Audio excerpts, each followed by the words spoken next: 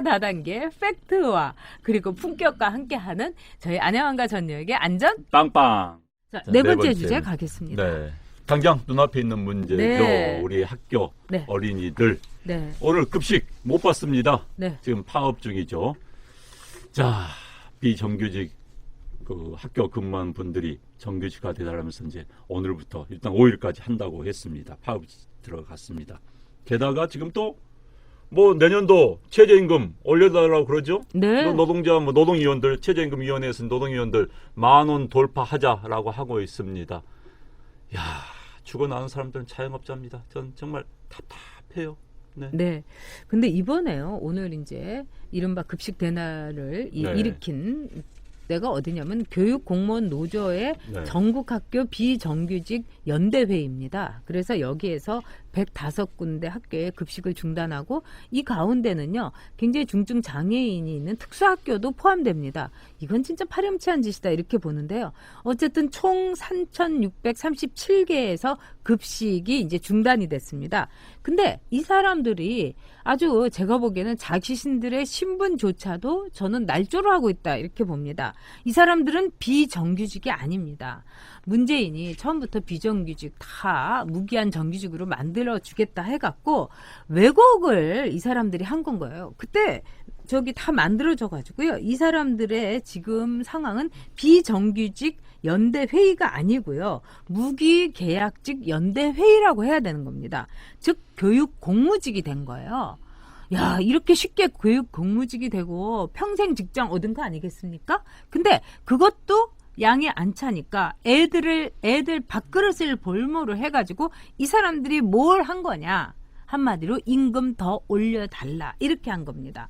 그러니까 뭐 도시락도 사고 뭐 빵도 이렇게 애들한테 들려보낸 이 학부모들이 무슨 말씀을 했냐면 급식하지 말자. 급식하지 말고 저 사람들 그냥 다 나가라고 하고 아동들, 즉 어린이들 한 사람 한 사람한테 그걸 돈을 달라. 그럼 그걸 갖고 우리 집에서 해주겠다. 저는 이게 매우 합리적인 아니라고 생각합니다. 그러니까 유은혜도 제정신이 있으면 이걸 받아들여야 됩니다. 그리고 외국 같은 경우는요. 아주 사립학교, 비싼 사립학교 외에는 다 도시락, 피크닉 박스를 싸갖고 갑니다. 왜 알러지가 있는 애들도 많고요. 그리고 거기서 문제가 생기면 학교가 막 해줘야 되고 뭐 소송 들어가면 골치 아프기 때문에 집에서 싸라고 하는 겁니다. 지금 집에서 엄마가 정성껏 싸든지 요즘은요 굉장히 좋은 그 편의점에서도 빵도 나오고 뭐 도시락도 나오기 때문에 그거는 엄마의 책임 아래 싸서 보내는 겁니다. 그래서 지금 차라리 돈으로 각자 주는 것이 좋겠다. 저는 이렇게 생각을 합니다. 그리고 돌봄 전담사라든가 에듀케어 강사들, 그 다음에 급식하는 분들. 자, 우리 아직 까놓고 얘기합시다. 이분들 어떻게 들어왔습니까? 이분들은 거의 연줄로 들어온 사람들이 많습니다. 뭐 교장 선생님 또는 뭐 보통 선생님 뭐 이렇게 갖고 들어왔는데 이분들이 갑자기 교육 공무직이 된 겁니다. 그래서 평생 직장을 얻었어요. 그거는 문재인이 맨 처음에 취임하자마자 달려갔던 인천공항도 마찬가지였습니다. 거기 뭐 청소하고 단순 노무직들 이분들 연줄 들어온 거예요. 그런데 이분들이 갑자기 정규직이 된 거예요. 그러니까 정말 노양진에서 컵밥 먹어가면서 7년 꼬랐던 분들이 도대체 내가 왜 시험을 봐야 되나? 내가 왜 내 청춘을 그런 식으로 바쳐야 되나? 여기 들어와가지고 했으면 금방 이렇게 되는데 이렇게 말을 합니다. 그래서 이 문제의 해결은 뭐냐? 이분들요. 교육 공무직에도 만족을 못하고 더 돈을 더 달라. 학교 선생님처럼 돈을 더 달라. 이러려면 그만두시고 시험 보러 노량진으로 가야 됩니다. 그래서 교육 공무원 시험 보세요. 그래서 공무원이 되도록 하세요. 그러면은 이런 임금 받고 이런 직 받을 수 있습니다. 근데 무기계약직까지 됐으면서 돈을 선생님들하고 똑같이 해달라? 이건 아니지 않습니까, 여러분? 경쟁과 시험과 말하자면 우리가 조선시대예요. 그렇게 나라가 가난하고 그랬음에도 불구하고 조선시대 500년 역사가 가능했던 건 뭐냐? 과거 제도가 있었기 때문입니다. 그 당시에요. 신분이 아니라 이렇게 시험을 통해 가지고 관료들을 뽑는 거는 굉장히 앞서가던 제도였어요. 근데 이게 뭡니까? 조선시대 500년 후퇴, 퇴행하는 게 문재인 정권입니다, 여러분. 그러니까 지금 이제 이 문제에 대해서는 문재인 대통령이 나서서 책임을 져야 네. 합니다. 왜냐면요. 이 이제 비정규직 사람들이 지금 이번에 데모를 한 사람들이 이제 문재인 대통령 공약이 공정한 임금 하면서 네. 비정규직을 정규직의 80%까지 임금을 받도록 해주겠다. 이렇게 네. 나선 거예요. 그러니까는 이 사람들이 대통령이 그때 공약으로 내세웠는데 빨리 해달라고 이렇게 지금 나선 겁니다. 그런데 할 수가 없어요. 예산 때문에. 그러니까 그 공약을 내세운 문재인 대통령이 지명한 교육부 장관이 못 주겠다 하고 또 좌파 그들과 똑같은 생각을 가지고 좌파 교육감들이 못 주겠다고 나선 겁니다. 그래서 협상이 결렬된 거예요. 그렇다면 이 사태를 만든 건 누굽니까? 문재인 대통령입니다. 문재인 대통령이 공약을 그렇게 만들어가지고 이 사람들을 가슴을 이렇게 부풀어 놓은 겁니다. 그러니까 문재인 대통령이 나설 수밖에 없는 것이죠. 지금 문재인 대통령 공약 못 지키고 있어. 약속 못 지킨 겁니다. 문제는 뭐냐? 지킬 수 없는 공약, 말도 안 되는 공약, 정말 표 하나 얻기 위해서 대한민국 예산 막 쳐넣는 공약, 이런 공약 해가지고 대통령 됐으면 책임져야지요. 책임져야 되는 겁니다. 특히요. 자, 비정규직 다 정규직화 시켜주겠다. 가능한 이야기가 아닙니다. 불가능한 이야기예요. 네. 정말 해야 되는 걸 노력해야 되지만 그렇게 쉽게 해결할 수 있는 사안이 아니에요. 이건 굉장히 복잡한 이해관계 얽힌 구조, 그런 구조가 있는 겁니다. 방금 말씀하신 것처럼 정규직 입장에서 보면 나 시험서 심사에 들어왔는데 힘들게 들어왔는데 당신들 어떻게 들어와가지고 나하고 임금 똑같이 받아? 이런 불만이 있는 겁니다. 게다가 이른바 현재 민노총 같은 데는 정규직 사람들 아닙니까? 이 사람들이 비정규직 위안은 가지만 전혀 속으로는 그거 아닙니다.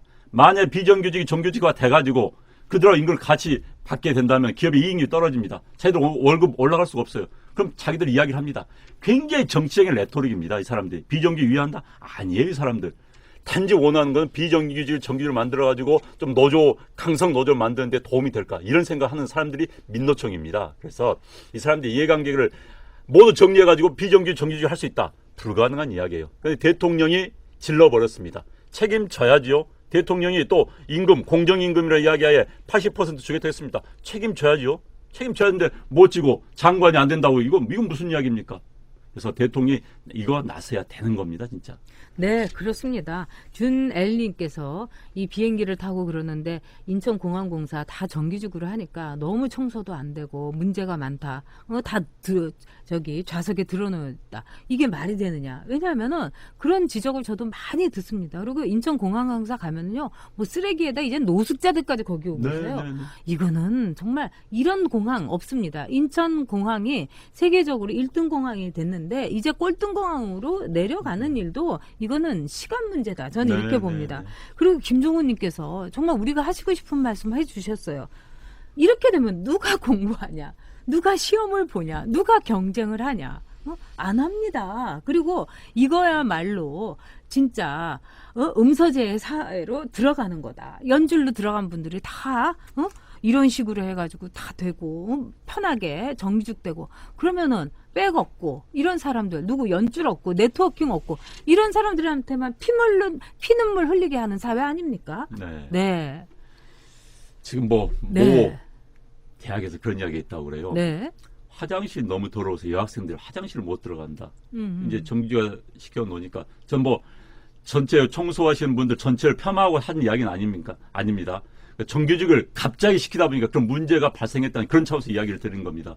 청소를 안 하다 보니까는 여학생들이 굉장히 반발이 크다는 거예요. 그래서 그 정규직 비정규직 부분들의 월급 격차 반드시 해소시켜야 됩니다. 한국 사회가 정규직이란 새로운 귀족층이 있는 거 그것도 막아야 되는 겁니다. 그러나 이것도 단계 이해관계를 조정하면서 좀 효율적으로 해야 되는 건데 이 사람들이 무조건 하다 보니까는 속된 말해서 어거지로 추진하다 보니까 어거지 사태가 벌어진 겁니다. 지금 그래서 현 정부가 제가 자꾸 이야기지만 책임질 줄 모르는 사람들, 책임이 뭔지도 모르는 사람들이 네. 국가를 운영하다 보니까 이 꼴이 나는 겁니다. 네, 이도경님께서 온 나라를 하향 편준화 시키고 있다. 그러면서 슈퍼챗으로 후원을 해주면서 응원하신다고 늘 감사하고 이도경님께서는 일본하고 이 여러 가지 비즈니스를 하고 계시는데 진짜 어려우신데 이렇게 슈퍼챗으로 후원해 주셔서 정말 감사하고 저희가 더 열심히 하겠습니다.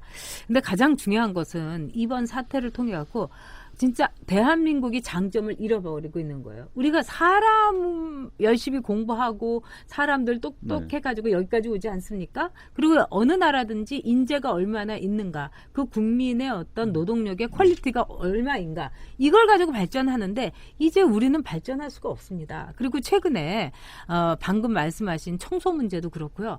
사람이요, 열심히 일하는 거는요, 자기 주변을 깨끗이 정리된 사람들은 그 사람들을 열심히 일하고 말하자면 성장도 합니다. 근데 지금요, 청소뿐만이 아니라 모든 문제에서 민주당이 이렇게 앞장서 갖고 한 갑질 금지법이 있어요. 그걸 네. 하면은 청소 가지고 왜 청소 안 했냐고 이 얘기도 못 합니다. 못하죠. 네. 아무것도 못 해요. 그래서 정말 그 소련 말기에 네. 인민 동지들 그들이 모든 권력을 갖는 이 평등이란 이름 아래서 네. 일당 독재의 나라가 되고 좌파 독재의 나라가 완벽하게 세팅되는 거다. 이런 생각이 듭니다. 그리고요. 네. 이번에 아까 앞서 모두에서 제가 말씀드렸지만은 최저임금. 네. 이제 최저임금 이제 위원들이 있어요. 공익위원, 뭐 네. 사측위원, 노측위원인 노측위원들이 몽땅 내년에 10,000원 만들자. 19.8% 20% 올리자. 자, 죽어나는 겁니다. 그런데 더 네. 재미있는 거. 그러니까 이제 반론이 이제 그렇지 않습니까? 야, 힘없는 자영업자들 너무 힘들다. 좀 도산한다 나오니까는 재벌 대기업들이 최저임금 그 비용 인상 비용을 내도록 하자. 이게 자, 이게 시장 아유. 경제 체제에서 말이 되는 이야기입니까? 아니, 물론 재벌들 뭐 좋아할 수도 있고 나빠할 수도 있어요. 그러나 시장 경제, 자유시장 경제 체제에 원칙이 있는 겁니다. 그런데 최저임금 자영업자들이 힘드니까 그러면 재벌들 대기업에서 돈 뺏어가지고 갖다 주자. 이게 말이 되는 이야기예요. 자기들 또 논리가 안 된다는 건 말이 되는 거 아는 겁니다. 그러니까 저는 무리한 주장을 하는 거예요. 이 정부 그들이 하는 게 똑같은 짓입니다. 무리한 짓 저질렀다가 안 되니까 뒤수습 어려우니까 또 무리한 짓 저지르고 말도 안 되는 논리로 뭐가 수습하려고 하는 거 이게 똑같습니다. 참나. 그렇습니다. 네. 백지연님께서 안방 힘내세요 하면서 슈퍼챗 후원해 주셨습니다. 아, 이제 그만하세요, 백지연님. 너무 죄송해요. 네, 고맙습니다. 네. 다들 자기 직장에서 네. 이렇게 열심히 공부하고 전공 살리고 이러면서 열심히 일하는데 정말 힘 빠지게 만드는 거. 아까 말씀대로 사람 한 분 잘못 뽑으니까 이렇게 돼버렸습니다. 네, 그런 점에서 이제는 아까 희망이 있느냐 이런데 우리 우파 또 보수들이 조직화되고 있고 행동을 위해서 준비하고 있습니다. 저는 그게 최고의 희망이다 이렇게 네. 생각합니다. 네. 그리고 유튜브를 중심으로 아마도 그 행동이 나타날 것입니다, 여러분. 네. 네. 시민들이 깨어나고 있습니다. 네. 또 유튜브를 통해서도 깨어나고 있습니다. 네. 그렇습니다.